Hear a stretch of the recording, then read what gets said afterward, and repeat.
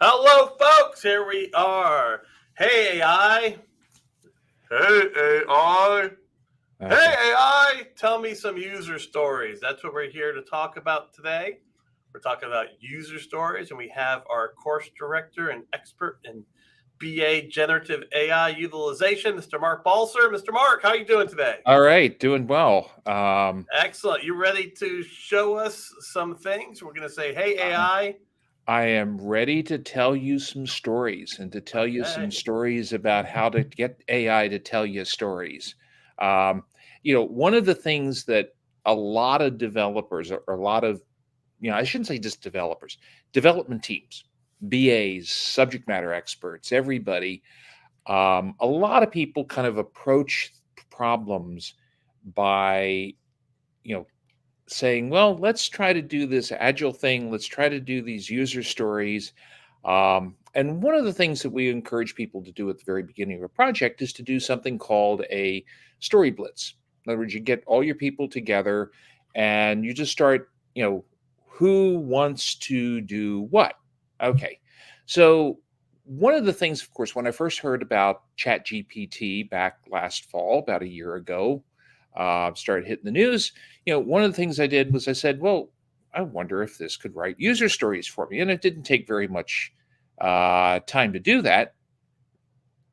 So, you know, don't have to show me any tips for sharing screen. Oh, let's see. Here we go. There we go. All right. I'm just going to share the entire screen because that That's is the a best whole part. lot easier. I've got to move us out of the way. And I'm going to just go to Chat GPT. Here we are, Mark. There it All is. right. Chat GTP. Woo, Great. GTP. And so one of the things I hope people don't mind my little cheating here because it makes it a lot easier than me typing. One of the examples that we always use in our courses is an employee expense reporting system. So, all right. So this was kind of almost the first thing I put into ChatGPT. I said, okay, give me some user stories. All right. And of course, you take a look at this.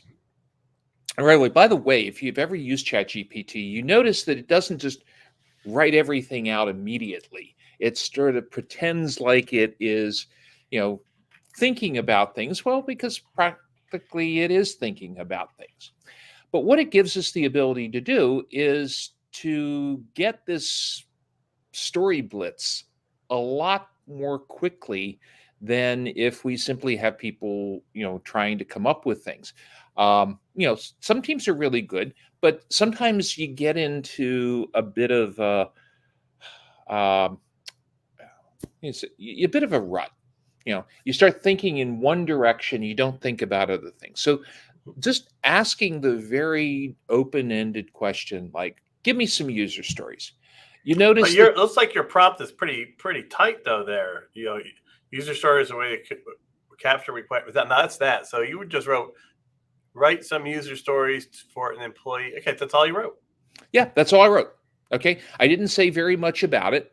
Mm-hmm. Um, in fact, one of the things that, there's the kind of a balance, if you will, between do I want to write a whole lot in my prompt? That's what we call this up here.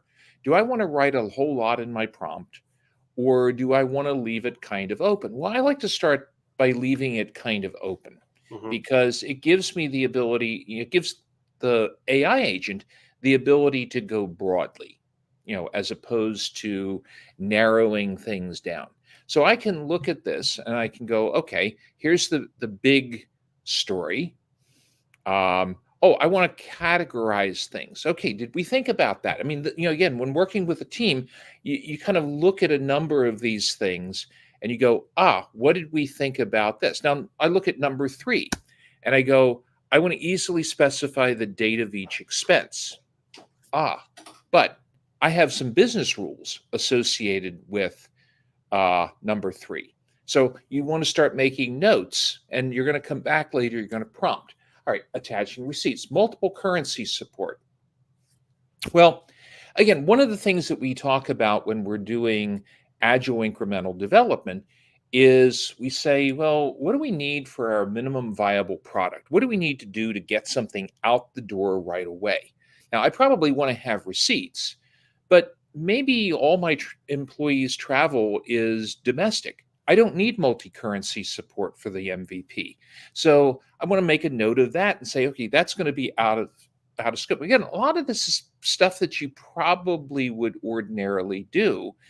The difference is that by asking the very broad question in this fashion, rather than saying, here's the scope, only write stories within the scope, Hmm. we're instead saying, okay, go broadly, come up with what you can think of. And now I will take what you give me as a way of helping to scope the problem. Now, so we look at things like compliance. I Now, want how to do track. you do your notes? Do you do your notes on paper with this? Do you start a Word document so you can cross reference? Ah, great question. Okay.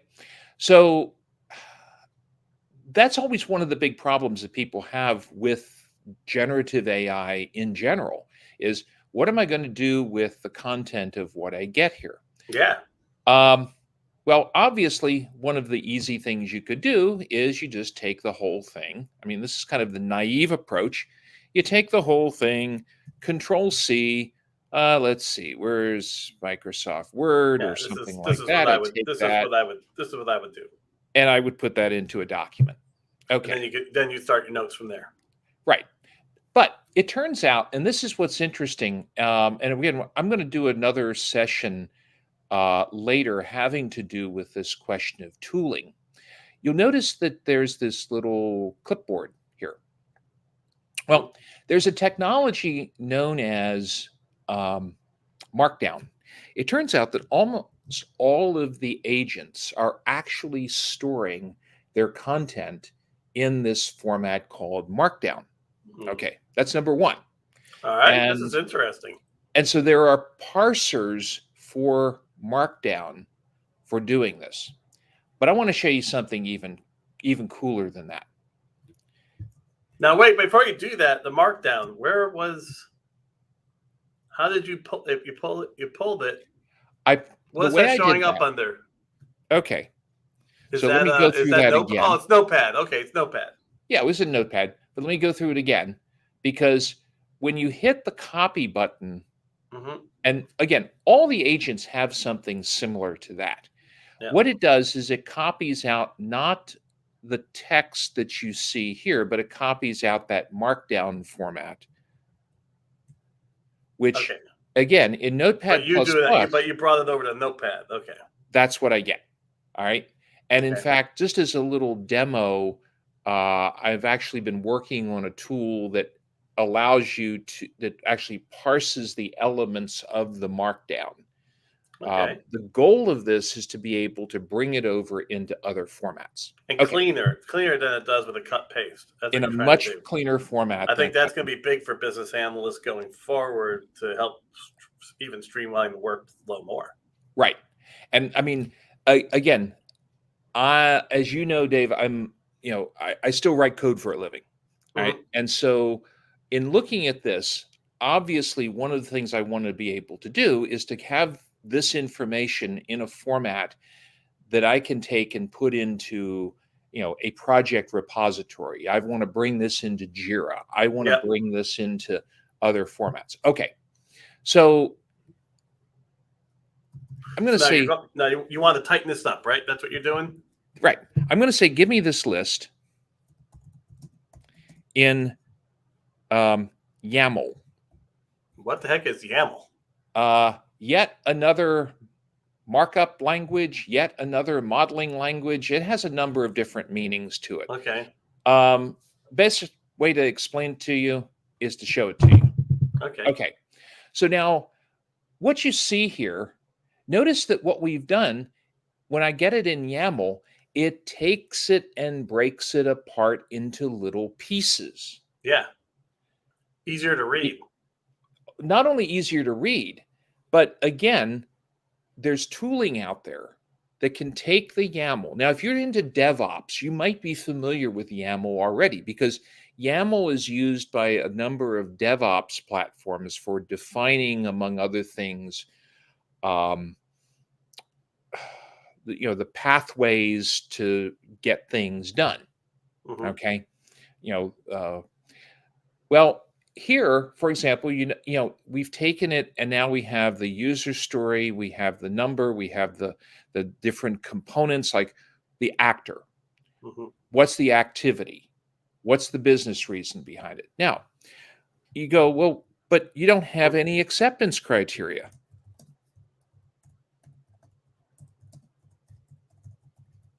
So you're saying that we brought these into another format, YAML. Now Mhm. you say we need some acceptance criteria because it's there, it's almost there, but it needs a little bit more meat. Yeah. The So story needs some meat.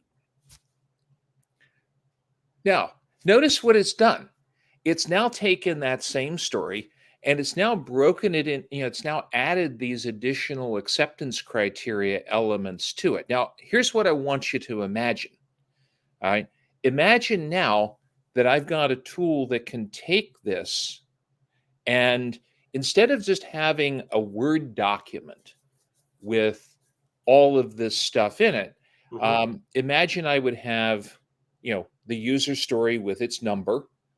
All right. Maybe there's a title to it. Maybe I want to add that to it and say, give me a short title for each user story.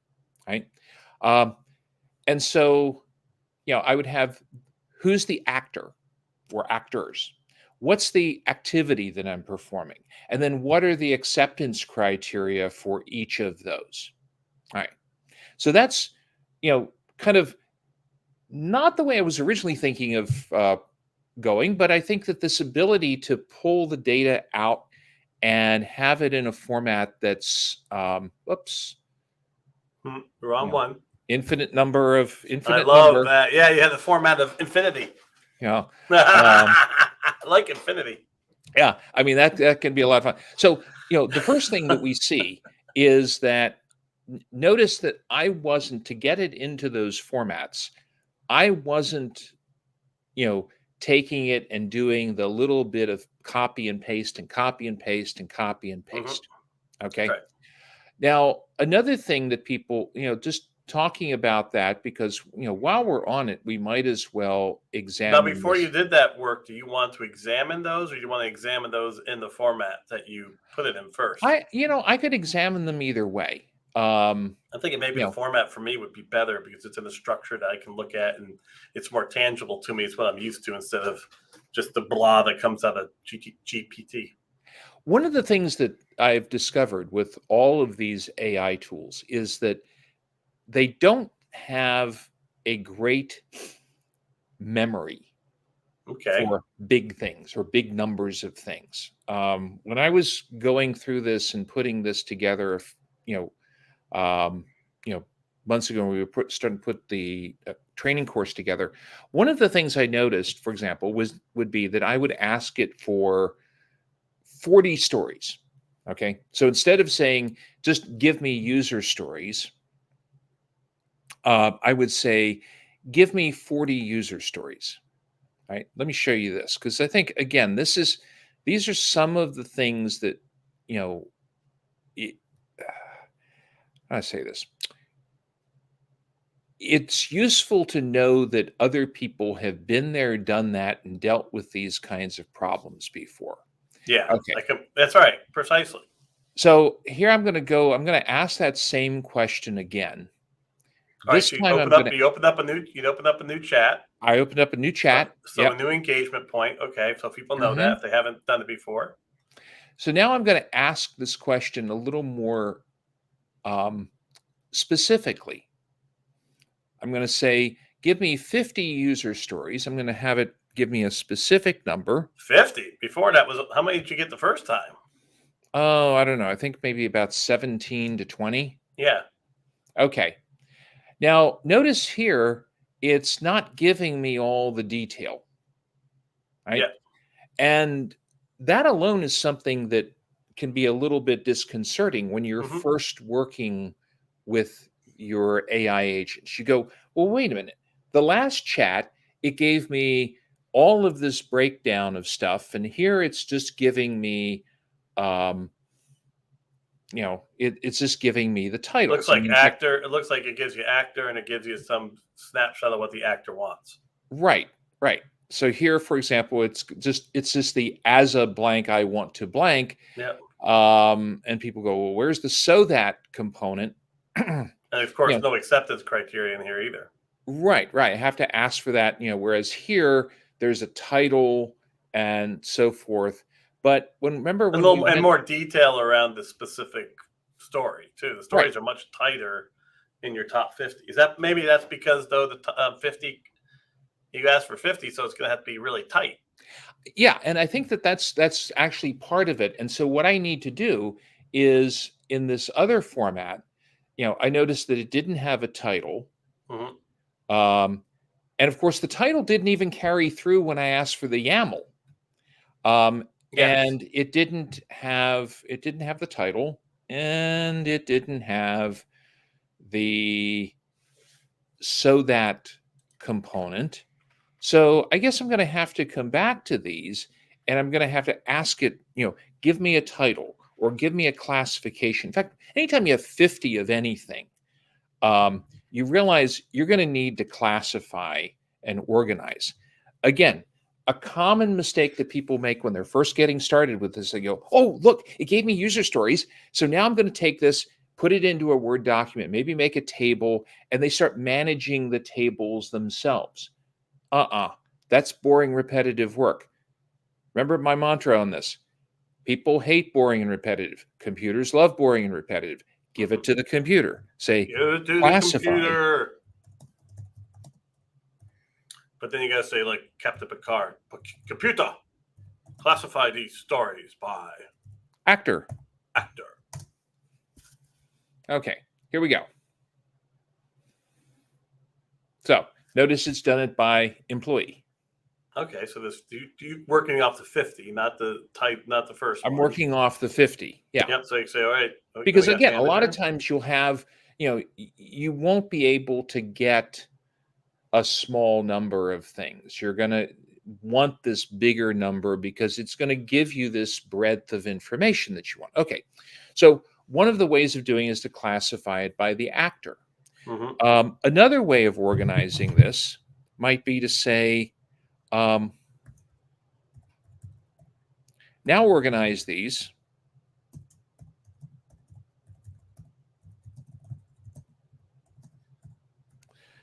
the stages in the life or in the processing of an expense report. All right, so we're working on user stories for expense reports. We did general, then you show them how to show them from general how to put the content, different documentation. Mm-hmm. Now we went very specific, 50. Right. Then you show them how to organize it by actor. Now we're organizing it by process. Right, by steps. Now, it turns out that the different steps are really being carried out by different actors.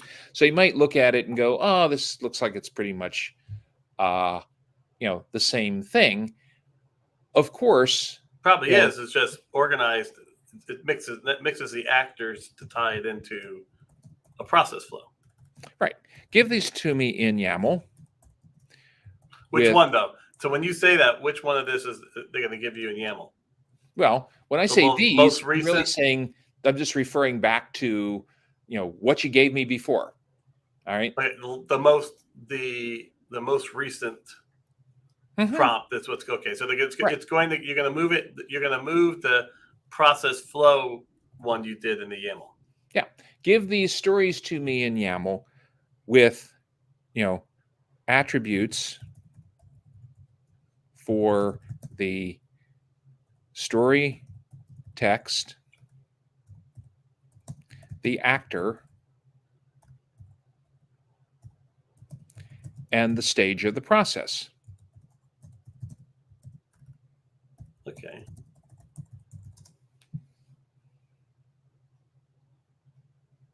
So now what I have is, again, it's broken this up as we saw earlier. No titles and no acceptance criteria. Right. Okay. Right. So I would want to go back in and I want to ask for that. In fact, why is this one better? Is this one better or worse than the first one you did? So the first one, you just said, give me, and it came up with 20. Then Mhm. you said give it 50 and you're type. And so do you think is the 51 better because it's more specific, you think? Because stories are supposed to be very specific, right? Yeah. I would actually say that's a great question because I'm going to take this. Because someone might look at this and want to combine some of these stories together, Oh, depending on absolutely. When I size. look at this, by the way, when you have a large number of things, I have to ask it to redo it. Okay. So here's what I'm going to do. Um, I think, honestly, I think that this is a lot of stories. I think Mm-hmm. that you're right. They can be combined. I'm going to Mm-hmm. hit my copy button on this. But Okay. now I want to go over to another agent, because one of the rules, again, with doing this is get a second opinion. Now, I Okay. could ask the agent, for example, I could ask Claude or Perplexity Yep. um, And to Perplexity just, AI is a pretty newer unit. Just to give them some updates there. It's up newer, right, and it sources the information, so it actually provides you the source of where it pulled the information from. right. Claude is only in the U.S. and the U.K. Claude's a very strong writer, and it's Mhm. easy to input information into Claude. Right. So I'm going to go to Claude and I'm going to say, Yeah. um, here are, Operates the same way, folks. You have a prompt. Now, what he's going to do is Mark's going to carry over the information because you can actually attach information in Claude. So right. watch this. Okay. So I'm going to say evaluate these. I think I copied the text. So if I hit Control V, it's going to just put it in. Notice it says paste.txt. So it took that set of stories that I created in, um, you know, over here ChatGPT using in YAML. ChatGPT, right? Yep. It took them in the YAML, and now it's going to. I'm just going to say evaluate these.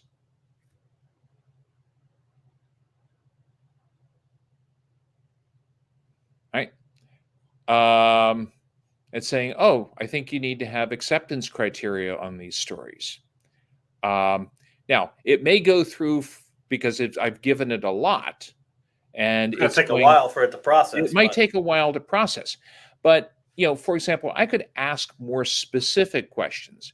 I could say, for example, notice it didn't. It came up with some examples. it did process. Okay, you're right. It Interesting. came up with some examples. So I might want to then ask some questions like, are there some stories that are too small and should See, be combined? there you go. I mean, one of the things I find is that Did you say point? Could you use, would it reference story points? Could you say, and next, could you put some points on these? Could you evaluate these stories to see what points you would give them? um, I want to try that. you want to try it. I'm part of the hashtag no estimates movement. No points. Okay. And here's why. Okay. Some folks are saying boo to you, I bet. Boo. Go look that. No, here's one of the reasons for that. Okay, is because in order to estimate, you need 3 additional pieces of information. All right. One of those pieces of information is where are you in terms of what's been built right now? Number 2, what's the software architecture, the technology architecture that you're working toward? Mhm. And number 3 is, are there precursor stories or other things that you need? There are other facts that you need to have before you can get to that estimation question. Okay. Good point. Now, but what I have picked out is looked at this and said, okay, are there stories that are too small, that are not Mhm. sized appropriately and need to be combined? All right. Yeah. So it has come up with a list. And see, what's See, the good problem about here is that, can you make it bigger? We can't really see it here. Yeah, there you go, Mark. I should have told you that from the get-go. Yeah. Okay. So when we asked for 50 stories, Interesting. the problem that we got was the same problem that we get when we ask humans for 50 stories, which is, they start writing their little wills and shalls as individual user stories. Mhm. So giving it a number, unfortunately, it was just like AI agents are all the time. They're very, very uh, willing to make you happy personal assistants, right? Yes. They gave you 50 stories, but they might not really be all that, all Some of that them might be discreet. actually wrong. Well, there's wrong in a number of dimensions. I mean, there's Yeah. wrong as in it makes no sense to do these two things independently. Yeah. Okay. They're all really just part of the acceptance criteria of a bigger story. They might be things that are out of scope. All right. So at some point, you want to tell the agent, hey, these are out of scope. Or you could ask the question, which, 5-minute warning, by the way. all right, which stories make up a good MVP? All right. That's interesting. I want to see that.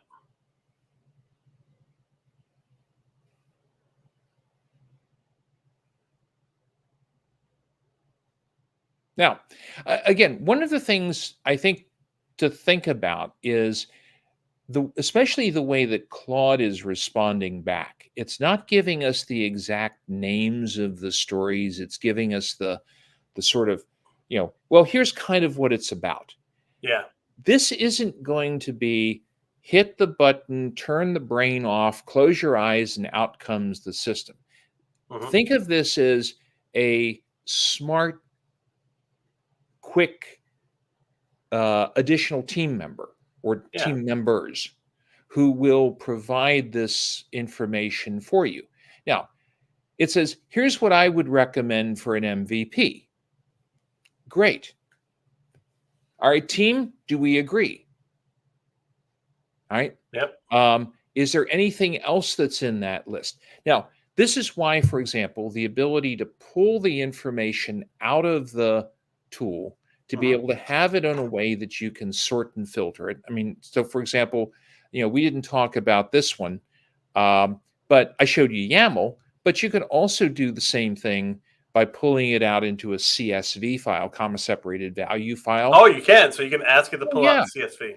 Yeah, you can do that. Put it into Excel Hmm. or something like that. In fact, Will it's it pull interesting. into Will it pull into Word that way though? You could use it to create tables in Word. You could use it to make up database tables with Microsoft Access. There's something out there called Microsoft List, which is like old SharePoint lists brought into the 21st century. And then Even when Miro. Copilot comes up, it'll probably do some of that stuff as Mhm. well. Copilot's the Microsoft system coming out here very shortly. Yeah, and in fact, in the training course that we're putting together, um, we use a Miro board for doing all of the collaborative Hmm. exercises in the course. One of the things that you can do, and I think one of the great ahas that we do early on in the class is we have people generate a set of user stories. We say, now put these user stories, have it outputted in a CSV format, copy the CSV format, Yep. paste the CSV onto the Miro board. It then Hmm. creates those things ultimately with a couple other steps and magical incantations. It Magical incantations. I like that. makes up a shareable story map. Yeah. All those little cards are there. They be all that stuff that you got out of your tool is now available to you as these little cards that you can then move around and manipulate. Um, you know, these agents are getting better, smarter. We're also getting better and smarter with how to How to use use it and be okay. productive. Yeah. The key is productivity enhancement here, folks. Productivity enhancement. All right. So we said, hey, AI, tell me some user stories. That's right. Guess what? Hey, AI did, with Mark's help, of course. We got 30 seconds. Any last minute thought processes? We have the class, the AI boot camp for business analysts are coming up. 2-day full class, 3 virtual sessions. If you have any interest in that, certainly email me at davidmanthing@softed.com. We do And I private think that classes as well. Yeah, and I think that, it's really more of a matter of we're gonna be learning all of this very collaboratively as we are doing this. We're having the Monday sessions, again next week. We're gonna be doing it for the next several weeks.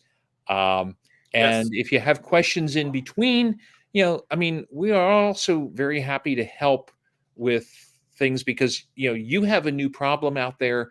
We may not have seen that problem. We're going to learn together how to, make this stuff really work for us. So, hey, AI, every Monday, this same time, check my LinkedIn to sign up. Thank you all. Mark, phenomenal job. This is awesome. All Free right. tools, lots of different ways of thinking. With Great. that, folks, have a great rest of your day. All right. Thank you. Bye bye.